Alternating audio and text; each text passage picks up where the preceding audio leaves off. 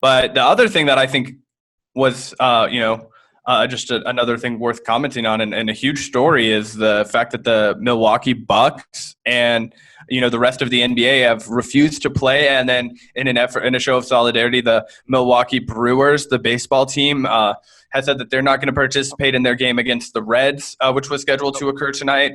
So all of the Game 5 NBA games, as well as that Reds Brewers games, have all been canceled in protest. Initially, the NBA tried to get Orlando Magic to accept a forfeit from the Milwaukee Bucks. However, the players on the other team refused to accept a forfeit victory. And, that spread across that effort of, solidarity spread across the NBA. Do you think that this, now that there is a huge focus on this and these high profile industries are being held up, this is, a huge business that these, essentially workers, players in the NBA are holding up. And it's largely led by the NBA. The MLB has been, really lagging behind in any kind of solidarity with the Black Lives Matter movement. Largely because of the makeup of the demographic of the athletes. There are, not to diminish or erase any of the, people of color who are in Major League Baseball, and some of them have been using their platforms, but it's a very white sport. Yeah. Well, I think that this is a really important thing that's happening because, there's been these instances of, the Washington football team changing their name, other companies, kind of doing these more or less symbolic, the Uncle Ben shift, the Aunt Jemima, appease the protest movement, and to try to appear woke and involved in this new era of, racial justice and awareness and all of this. But this kind of thing is actually so much more meaningful and substantive than that, because it actually really does affect the bottom line of these corporations. And that's ultimately the only thing that's really going to, ultimately result in real change, not just kind of symbolic name changes and initiatives and stuff of that ilk. So I think that this is the kind of thing where it's really, it's a real strike in the true sense, where they're withholding their labor to make a point. And, the NBA is going to quickly realize that without these players, they're not going to have any money to make.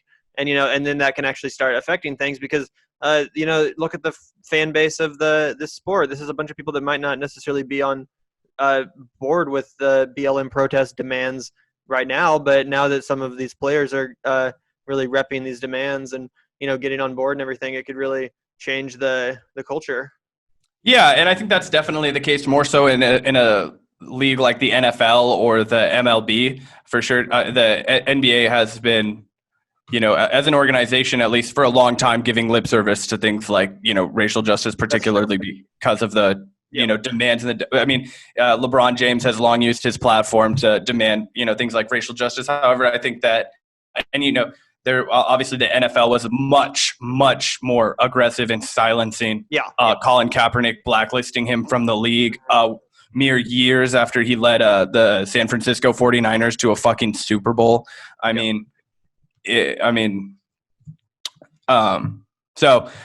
don't know. Do you think that, it seemed like the spark had, ignited, and then it started to, the flames, sort of died down, and now it seems as if it's back up. And do you think we'll see more protests across the nation? I know there were protests in D.C. and Pennsylvania and New York. Yeah, I do think we'll see more protests. And, there's been some pretty crazy images coming out of the protests in Wisconsin. Some police precincts or similar, buildings of law enforcement stuff caught on fire. So it's definitely returned to that, energy in the streets.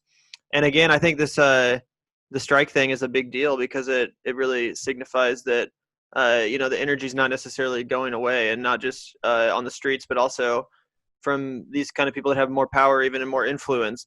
So yeah, I think it's the fact that the police couldn't go a couple months without savagely, brutally attempting to slaughter man in broad daylight on camera. It really drives home the need for police reform. Presenting no threat to them. Yeah, exactly. He was like walking away. Trying to get in his car to see his children, I believe. Yep. And one bullet, your average person could find a way to justify in their mind, he was resisting arrest, he was walking away, blah, blah, blah, blah, blah. But 7 bullets? Come on. That's a literal public execution by any standard by any metric. There's no denying that. And Yeah, in the the public cops are opinion. what? Oh, go ahead. I Oh, was go going to say ahead. the cops are making it real easy for people to get behind the whole defund the police thing by doing shit like this. I mean, obviously not all fucking police officers, but cops like this, and then the police department not swiftly prosecuting him. And that's the thing, is that there would be so much more forgiveness from not just activists, but people, average people, people like me. There'd be so much more forgiveness towards the institution of the police if they actually punish their own when shit like this happened. If they prosecuted their own as if they were normal people and held them. Yeah, got rid of qualified immunity. Yeah. In that case, then the whole a few bad apples thing, that would be legit. That would be a legitimate defense of such occurrences. However, they don't. They let it keep happening and allow this to the perpetration of these massacres and executions to continue. And I mean, they haven't even released the name of the officer in question here who shot Jacob Blake. It's stuff like this where they're clearly just protecting their own, and they're above the law. That's what makes people so furious, and that's why these dramatic, intense demonstrations are so necessary, because otherwise they are just going to keep sweeping it under the rug, pretending like it's not a problem, and protecting their own. Yeah, 100%. I wonder if Milwaukee.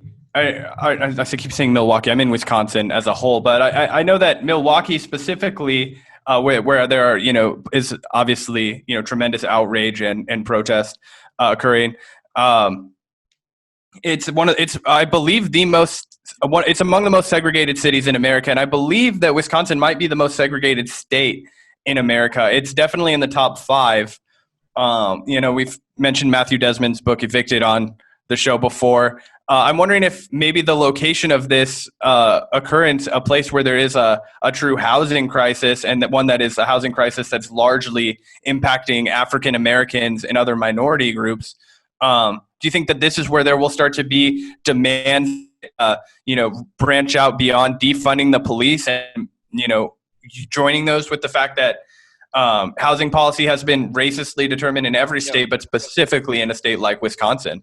I really, really hope so, and I really hope that some of these, bigger name activists or people with a larger platform like these basketball players can kind of, bring that demand to the center of the table, because it really is just as important as any other demand being made. And this energy is so intense and so massive that it should be seized on to kind of do whatever possible to remedy, like you said, that racist system that has affected in so many communities, especially communities like Milwaukee, in the ways that frankly lead to the environments of crime in the first place, that allows the police to have the justification to go in and over police and murder and harass people. Because if you allow any group of people in any situation, if you deprive them of resources and of the ability to get ahead in life, then obviously crime is going to happen and flourish in the wake of desperation. That's a pretty simple and obvious fact that goes back to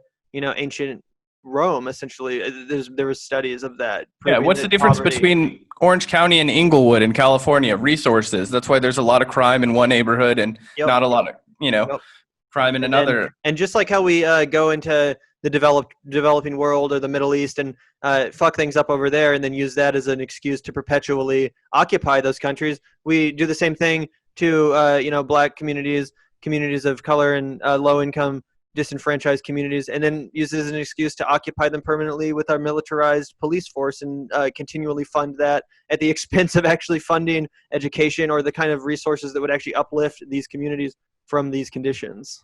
Yeah, which is where I do think that the defund the police succeeds, because it does finally start to address money. I understand the criticisms of it, that it's too narrow in scope and that we need to defund much more than the police department in order to remedy a lot of these issues. But the immediate grievance of not, the immediate grievance of ending the fucking tyrannical, senseless, maniacal violence against largely the Black men, but also all people of color across this country.